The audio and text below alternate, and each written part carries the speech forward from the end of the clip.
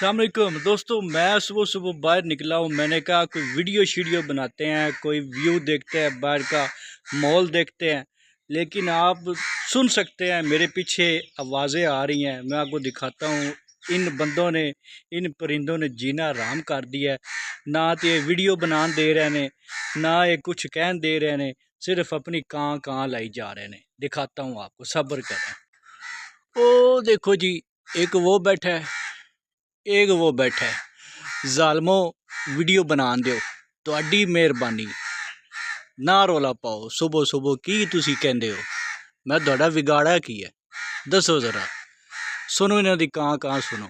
जैसे मैं आगे जाऊंगा, ये मेरे पीछे पीछे पीछे पीछे मेरा तो पीछे ही नहीं छाड़ रहा है। मेहरबानी तुहाडी, बना दो वीडियो। मुझे नहीं समझ आ रही मैंने इनका क्या बिगाड़ा है। अगर आप मैं कोई बहुत बड़ी गलती कर बैठा हूँ, इनके मुताबिक, इन परिंदों के मुताबिक जो मेरे पीछे पड़ गए हैं। सुन सकते हैं अभी भी आप, अभी भी बोली जा रहे हैं, शोर की जा रहे हैं। मैं बड़ा की बिगाड़ बैठा, जानदी करो यार।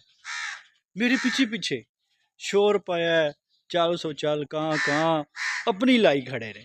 मैनू तो कुछ कह दे ही नहीं रहे।